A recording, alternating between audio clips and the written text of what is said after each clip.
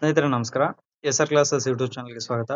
ಸ್ನೇಹಿತರೆ ಮುಂಬರಲಿರುವ HSTR ಮತ್ತು GPSTR ಪರೀಕ್ಷೆಗಳಿಗೋಸ್ಕರ test series ಅನ್ನ ಆರಂಭ ಮಾಡ್ತಾ ಇದ್ವಿ. ಈ ಟೆಸ್ಟ್ ಬಂದ್ಬಿಟ್ಟು 28/5/2026 ಸ್ಟಾರ್ಟ್ ಆಗ್ತಾ ಹೋಗುತ್ತೆ.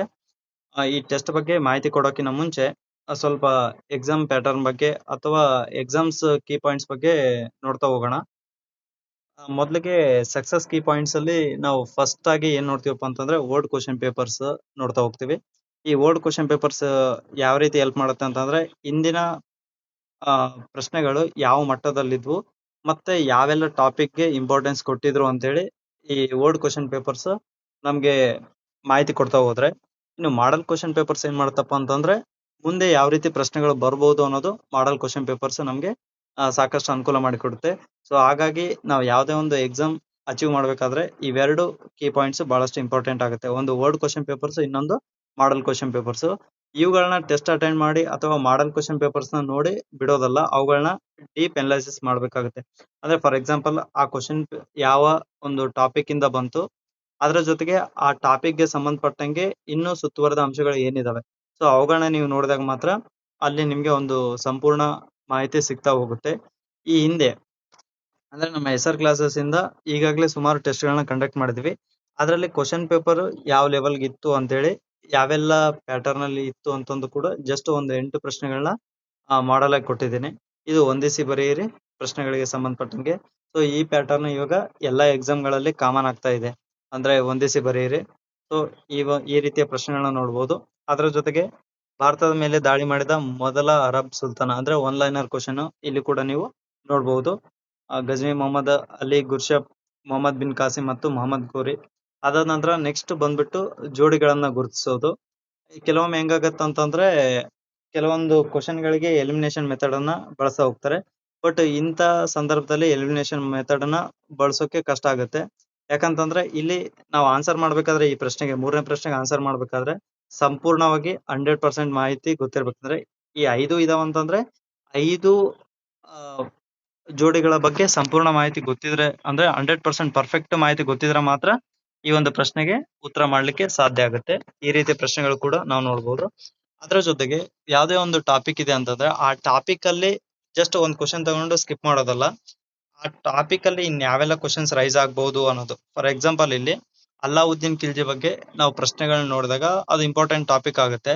ಸೊ ಅಲ್ಲಿ ಯಾವೆಲ್ಲ ಪ್ರಶ್ನೆಗಳು ಬರ್ಬೋದು ಅಂತ ನಾವು ನೋಡಿದಾಗ ಇದು ಒಂದು ಪ್ರಶ್ನೆ. ಅಂದ್ರೆ ಅಲ್ಲಾವುದ್ದೀನ್ ಖಿಲ್ಜಿಯ ಸೈನ್ಯ ರಣತಂಬೋರ್ ಮೇಲೆ ಆಕ್ರಮಣ ಮಾಡ್ಲಿಕ್ಕೆ ಸೂಕ್ತ ಕಾರಣ ಏನಾಗಿತ್ತು, ಅದರ ಜೊತೆಗೆ ಅಲ್ಲಾವುದ್ದೀನ್ ಖಿಲ್ಜಿಯ ದಕ್ಷಿಣದ ದಂಡಯಾತ್ರೆಗಳನ್ನ ಕ್ರಮವಾಗಿ ಜೋಡಿಸಿದಾಗ ಅಂತೇಳಿ. ಅಂದ್ರೆ ಅಲ್ಲಾವುದ್ದೀನ್ ಖಿಲ್ಜಿಗೆ ಸಂಬಂಧಪಟ್ಟಂಗೆ ಯಾವುದೇ ಪ್ರಶ್ನೆಗಳಿರ್ಲಿ ಈ ಒಂದು ಟೆಸ್ಟ್ ಅಲ್ಲಿ ಕ್ಲಿಯರ್ ಆಗಿರ್ಬೇಕು ಅನ್ನೋ ಲೆವೆಲ್ಗೆ ನಾವು ಕೊಟ್ಟಿದ್ವಿ. ಅದರ ಜೊತೆಗೆ ಈ ದೆಹಲಿ ಸುಲ್ತಾನರ ಬಗ್ಗೆ ನೆಕ್ಸ್ಟ್ ಕ್ವಶನ್ಸ್ ಕೂಡ ಬಂದಿತ್ತು. ಮೊಹಮ್ಮದ್ ಬಿನ್ ತುಗ್ಲಕ್ನ ರಾಜಧಾನಿ ದೆಹಲಿಯಿಂದ ದೇವಗಿರಿಗೆ ವರ್ಗಾವಣೆ ಮಾಡಿದ್ದು ಯಾವಾಗ? ಅದರ ಜೊತೆಗೆ ಮೊಹಮ್ಮದ್ ಬಿನ್ ತುಗ್ಲಕ್ನ ಕುರಿತು ಇವನು ಒಬ್ಬ ಪರಸ್ಪರ ವಿರುದ್ಧ ಗುಣಗಳ ಮಿಶ್ರಣವಾಗಿದ್ದ ಅಂತ ಹೇಳಿ ಹೇಳಿದವ್ರು ಯಾರು? ಅಂದ್ರೆ ಯಾವುದೇ ಒಂದು ಟಾಪಿಕ್ ಇದೆ ಅಂತಂದ್ರೆ ಅಲ್ಲಿ ಯಾವೆಲ್ಲ ಕ್ವಶನ್ಸ್ ರೈಸ್ ಆಗ್ಬಹುದು ಅನ್ನೋದನ್ನ ನಾವು ಐಡೆಂಟಿಫೈ ಮಾಡ್ಕೊಂಡು ಅಲ್ಲಿ ಮ್ಯಾಕ್ಸಿಮಮ್ ಕ್ವಶನ್ಸ್ ರೈಸ್ ಮಾಡ್ಲಿಕ್ಕೆ ಪ್ರಯತ್ನ ಪಡ್ತಾ ಹೋಗ್ತೀವಿ. ಅಂದ್ರೆ ಫಾರ್ ಎಕ್ಸಾಂಪಲ್ ಒಂದು ಪಾಠ ಇದೆ ಅಂತಂದ್ರೆ ಆ ಪಾಠನ ಸಂಪೂರ್ಣವಾಗಿ ಆ ಯಾವುದೇ ಪ್ರಶ್ನೆಗಳು ಬಂದಿದ್ರು ಕೂಡ ಆನ್ಸರ್ ಕೊಡೋ ಲೆವೆಲ್ಗೆ ಕ್ವಶನ್ ಪೇಪರ್ ಇರುತ್ತೆ.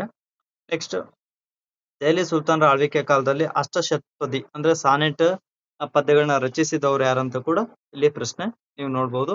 ಇನ್ನು ಈಗ 28ನೇ ತಾರೀಕು ನಡೆಯುವ ಇದು ಒಂದು ಪರೀಕ್ಷೆಗೆ ಸಿಲೆಬಸ್ ಏನಪ್ಪಾ ಅಂತಂದ್ರೆ ನಾವ್ ಅನ್ಕೊಂಡಿರೋದು 6ರಿಂದ 10ನೇ ತರಗತಿಯ ಸಂಪೂರ್ಣ ಸಿಲೆಬಸ್. ಯಾಕೆ 6 to 10th ಕೊಡ್ತಾ ಇದೀವಿ ಅಂತಂದ್ರೆ ಸರ್ ಹೆವಿ ಆಗುತ್ತೆ 8 days ಎಲ್ಲ ಕವರ್ ಮಾಡೋದು ಅಂತಂದ್ರೆ ಈಗಾಗಲೇ ಸುಮಾರು ಸಲ ಓದಿದ್ರಿ, ಸುಮಾರು ಟೆಸ್ಟ್ ಗಳನ್ನ ಬರ್ದಿದ್ರಿ. ಸೊ ಈಗ ಒಂದು ರಿವಿಷನ್ಗೆ ಆಗುತ್ತೆ ಈ ಒಂದು ಟೆಸ್ಟ್. ಸೊ ಆ ಒಂದು ಕಾರಣಕ್ಕೆ ಈ ಒಂದು 6 to 10th ಸಿಲೆಬಸ್ ನ ನಾವು ಚೂಸ್ ಮಾಡಿದ್ವಿ. ಮುಂದೆ PUC ಲೆವೆಲ್ಗೆ ಕ್ವಶನ್ ಪೇಪರ್ಸ್ ತಗೊಳ್ಳೋ ಪ್ರಯತ್ನವನ್ನ ಮಾಡ್ತಾ ಹೋಗ್ತೀವಿ. ಯಾರೆಲ್ಲ ಇನ್ನು ಸಿಲೆಬಸ್ ಸ್ಟಾರ್ಟ್ ಮಾಡಿಲ್ಲ, ಸಿಲೆಬಸ್ ನ ಸ್ಟಾರ್ಟ್ ಮಾಡಿ ನೀವು ಎಷ್ಟು ಸಾಧ್ಯ ಆಗುತ್ತೋ 28ರವರೆಗೂ ಅಷ್ಟು ಕವರ್ ಮಾಡ್ಕೊಳ್ರಿ. ಒಂದ್ ವೇಳೆ ಅಲ್ಲೇನಾದ್ರು ಕಡಿಮೆ ಬಂದ್ರೆ ಸ್ಕೋರ್, ಮುಂಬರಲಿರುವ ಟೆಸ್ಟ್ ಗಳಲ್ಲಿ ನೀವು ಆ ಸ್ಕೋರ್ ನ ಇನ್ಕ್ರೀಸ್ ಮಾಡ್ತಾ ಹೋಗ್ಬೋದು. ಸೊ ಇದೊಂದು ಜಸ್ಟ್ ನಿಮ್ಗೆ ರಿವಿಷನ್ ಅಥವಾ ಫಸ್ಟ್ ಸ್ಟಾರ್ಟ್ ಮಾಡೋರಿಗೆ ನಿಮ್ಮ ಒಂದು ಸ್ಟಡಿ ಲೆವೆಲ್ ಎಲ್ಲಿದೆ ಅಂತೇಳಿ ತಿಳ್ಕೊಳ್ಳಿಕ್ಕೆ ಇದು ಸಾಧ್ಯ ಆಗ್ತಾ ಹೋಗುತ್ತೆ.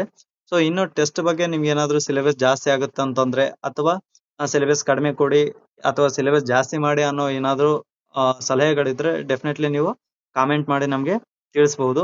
ಅಲ್ಲಿ ನಾವು ಚೇಂಜಸ್ ಮಾಡ್ಕೊಳ್ಳೋ ಪ್ರಯತ್ನ ಮಾಡ್ತಾ ಹೋಗ್ತೀವಿ. ಮ್ಯಾಕ್ಸಿಮಮ್ ನಾವು ಅನ್ಕೊಂಡಿರೋದು ಏನಂದ್ರೆ 6 to 10th ಸೋಷಿಯಲ್ ಸೈನ್ಸ್ ನ ಈ ವಾರ ತಗೊಂಡು ನೆಕ್ಸ್ಟ್ ಸೈನ್ಸ್ ಮ್ಯಾಥ್ಸ್ ನ ತಗೋಣ ಅನ್ನೋ ಒಂದು ಕಾನ್ಸೆಪ್ಟ್ ಅಲ್ಲಿ ಇದೀವಿ.